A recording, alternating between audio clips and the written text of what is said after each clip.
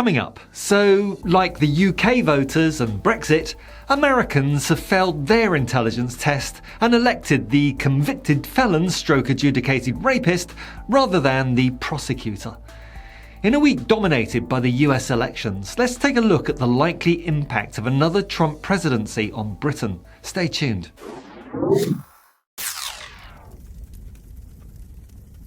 Probably the most pressing concern that the UK has about Donald Trump's return to the White House is his likely stance on NATO. In his first term, the Orange One's NATO policy revolved around pushing other member nations to increase their defence budgets. He often criticised NATO allies for not meeting the alliance's target of spending 2% of their GDP on defence, arguing that America was unfairly bearing the financial burden of protecting Europe. Of course, everything is transactional with Trump, and he can't understand that his financial demands most likely undermine trust within the alliance and embolden its adversaries, and will end up costing America far more in the long run. Trump even threatened to withdraw from NATO if America's European allies didn't contribute more. His approach during his last term as president has of course led to real concerns in the UK about the USA's commitment to NATO beyond 2024. As a result, defence spending is almost certainly going to have to rise further and faster than planned in Britain, as, along with our other NATO allies, we can no longer rely on America to have our backs. Europe as a whole, the UK included, are going to have to put in place a defence strategy which doesn't rely on support from Trump's America. Trump's transactional mindset will see this as a cost saving, but yet again, anyone with half a brain can see that this splintering of the alliance will embolden NATO's adversaries and end up costing the USA far more trillions of dollars in the long run. Post-Brexit Britain has loosened its economic and cultural ties to Europe, and now its defence ties to the USA are unilaterally loosened from the other side of the pond. To my mind, this makes Brexit look even more of a stupid decision than it did even a year ago. 2016, the first time in history that a country has voted to impose economic sanctions on itself. And here we are, 8 years later, facing economic sanctions from our partner in the so-called special relationship, America. Trump's favourite word is tariff, and if he does the things he's pledged to do on foreign and trade policy, then he'll impose a tariff of up to 20% on all US imports, including those products imported from the UK. This is the exact opposite of the trade deal with the USA that the Brexitists promised us would follow Brexit. And no, Kemi Badenoch, your memoranda of understanding with certain states in America are not trade deals, and not even close to one, with no tangible benefits whatsoever other than warm words of cooperation. But it gets worse.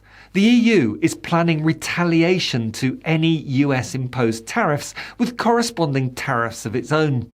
If Trump keeps to his election promise on tariffs, and with control of the Senate and probably the House of Representatives who's going to stop him, then the IMF forecasts a massive 0.8% wiped from global economic output next year and 1.3% in 2026. And for the UK, that's on top of the 4 to 5% hit to GDP caused by Brexit, and that's according to the Independent Office for Budget Responsibility.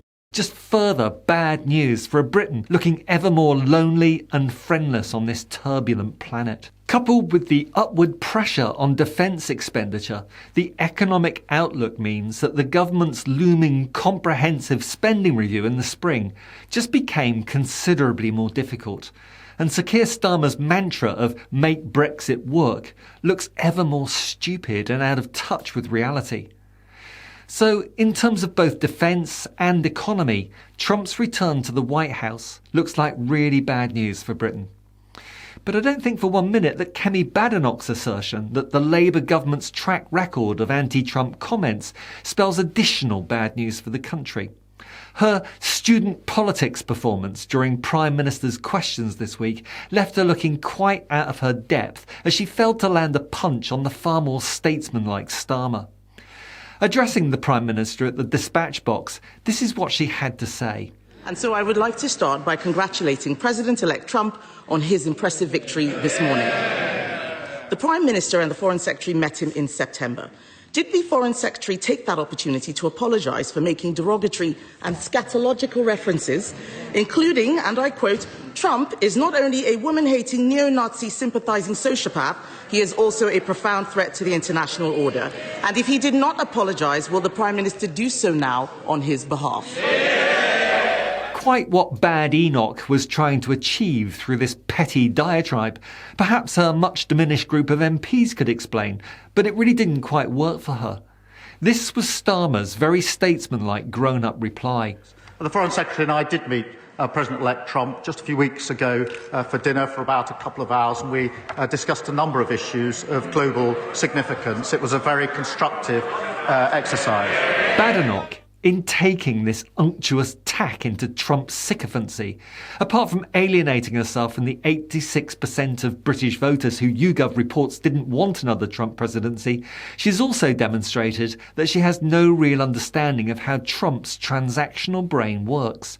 Remember, Trump's very own vice presidential pick, the alleged sofa shagger and all-round weirdo J.D. Vance, is on record himself as saying that he was a never Trump guy.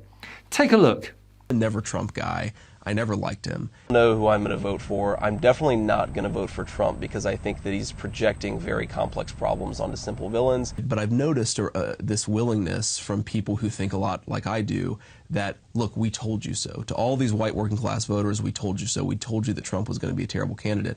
We told you that you were an idiot if you voted for him. In the past, J.D. Vance has also referred to Trump in tweets like this one from 2016. Trump makes people I care about afraid. Immigrants, Muslims, etc. Bear in mind that Vance himself is married to a daughter of Indian immigrants. Because of this, Vance added, I find him reprehensible. God wants better of us. Fellow Christians, he said, everyone is watching us when we apologise for this man. Lord help us. Privately, Vance was even more critical, messaging a friend that Trump could be America's Hitler. And yet the hypocrite Vance has gone on to become Trump's vice president. Because the fact is that with Trump, you can be his sworn enemy on Monday and his best friend by Friday. We even saw it a few years back with little rocket man Kim Jong-un of North Korea, now someone that Trump says he admires as a strong leader. And guess who said this back in 2022?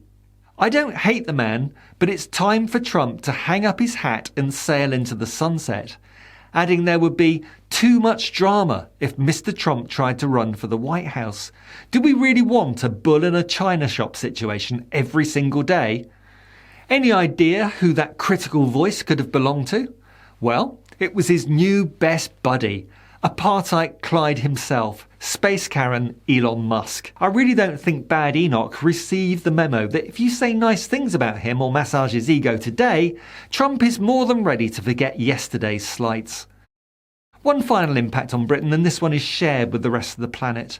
During his first presidency, Trump rolled back hundreds of environmental protections and made America the first nation to withdraw from the Paris Climate Agreement. He's pledged this time to increase production of US fossil fuels, vowing to drill, drill, drill on day one and stop the development of renewable energy sources such as solar and wind power. The noise of the wind turbines, or windmills as he calls them, causes cancer, according to Trump, and would lead to the extinction of birds that are, he says, killed in their millions by the slow-moving blades of the turbines. He wants to open America's national parks and other areas such as the Arctic wilderness to oil drilling, which he argues would lower American energy costs. Though the evidence shows that without subsidies, even in America, fossil fuels are right now a more expensive source of power than renewables. Trump's policies could once again return America to the top of the carbon emissions league table, above China, a country now responsible for 35% of the world's emissions, with implications for the climate that will impact us all.